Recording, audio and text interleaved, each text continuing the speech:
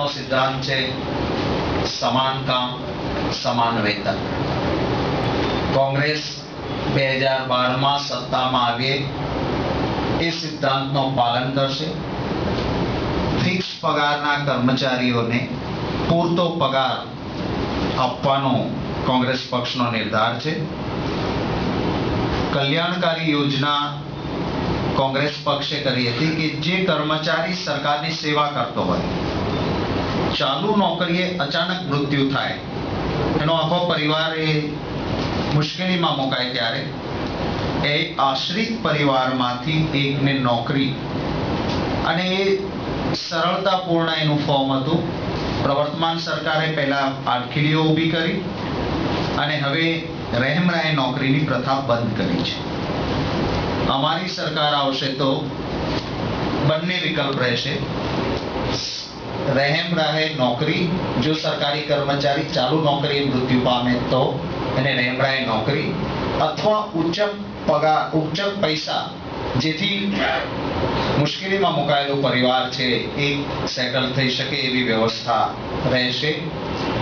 સરકારી કર્મચારીઓ પાસેથી, જેમ કે હમણાં ઉર્જા વિકાસ નિગમમાં 20 કરોડના કેલેન્ડર માત્ર મુખ્યમંત્રીના છપાયા અને કર્મચારીઓને કહ્યું કે જાઓ ઘેર ઘેર આ કેલેન્ડર મુખ્યમંત્રીનું વહેંચવા જાઓ.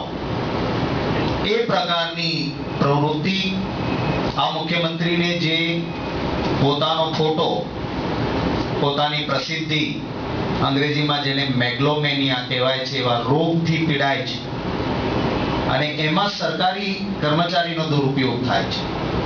આ દેશના તમામ મોટાભાગના, મેં કાલે માહિતી મેળવી, 90% વધારે કોંગ્રેસ અને બિન કોંગ્રેસ મુખ્યમંત્રીઓએ કહ્યું કે વિલાસરાવજી માટે કિડની કે લીવરની કોઈ અકસ્માતમાં વ્યક્તિ આવે તો પહોંચાડો. એક પણ મુખ્યમંત્રીએ આખા દેશમાં, કારણ કે આ માનવતાનું કામ છે, એની પ્રેસ નોટ ના હોય, એનું ટ્વીટ ના થાય, એ ફેસબુક પર ના મુકાય, બધા રાજ્યો કરતા પાછળથી ગુજરાતના મુખ્યમંત્રી જાગ્યા અને આ મેગ્લોમેનિયાનું મોટું ઉદાહરણ કે એમણે પ્રસિદ્ધિ માટે નોટ ઇસ્યુ કરી કે વિલાસરાવ માટે, જે ઇનસેન્સિટિવ, અમાનવીય કહેવાય. એનું તો કઈ એક ટીપું લીધું હોય તો બાપુ વાયરસ આવે. એ પ્રકારે જે સરકારી કર્મચારીનો દુરુપયોગ થાય છે. 20 કરોડના કેલેન્ડરો વેચાયા અને આખા દેશમાં સૌથી વધારે વિદ્યુત ઉપરનો ટેક્સ એ ગુજરાત લે છે. એવો કોઈ કર્મચારીનો દુરુપયોગ એ કોંગ્રેસના શાસનમાં નહીં થાય. વસ્તી વધી, વિકાસ, નવા આયામો, એના પ્રમાણમાં દર વર્ષે સરકારી કર્મચારીઓની સંખ્યા વધતી હતી. સરકારના સોશિયો ઇકોનોમિક સર્વે પ્રમાણે છેલ્લી કોંગ્રેસની સરકારમાં 2,15,000 સરકારી કર્મચારી હતા. એ વધવા જોઈએ. એના બદલે 95 કરતા 2012માં ઘટીને 1,74,000 થયા છે. 80,000 બોર્ડ નિગમોમાં કર્મચારીઓ ઘટ્યા છે, જેનું ભારણ બીજા કર્મચારી ઉપર આવે છે અને વહીવટ ઉપર આવે છે. તો એવી ખાલી જગ્યાઓ નહીં રહે ને યોગ્ય રીતે એની સંખ્યા વધશે.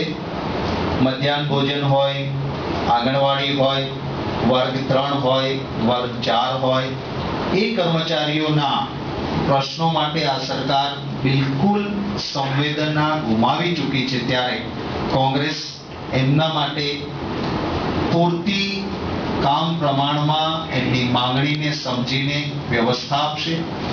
એલટીસી પહેલા કર્મચારીઓને જે રીતે મળતું હતું એ રીતે એલટીસીની ઉદાર નીતિ, એલટીસીનું રોકડમાં રૂપાંતર કરીને ક્યાંય આપવાની જરૂર હશે તો એ પણ આપવાની વ્યવસ્થા થશે. સરકારી કર્મચારી એ પ્રમોશનને લાયક હોય, એમને સામાન્ય રીતે સ્કેલ તો મળી જતો હોય છે, પરંતુ મુખ્યમંત્રીની પગે પડવા ન આવનારો એક અધિકારી હોય તો એ આખી બેન્ચ રિટાયર્ડ થાય ત્યાં સુધી એને પ્રમોશન નથી મળતા. ઘણા ડીએસપી થવા પાત્ર ડીવાયએસપી તરીકે નિવૃત્ત થયા છે. આવા અનેક દાખલાઓ છે. અનેક કેડરમાં કોંગ્રેસના શાસનમાં ચોક્કસ સમય મર્યાદામાં પ્રમોશનની પ્રક્રિયા પૂરી કરીને પ્રમોશનને લાયક કર્મચારીને એનું પ્રમોશન આપવામાં આવશે. હું માનનીય શ્રી શંકરસિંહજી બાપુને વિનંતી કરીશ કે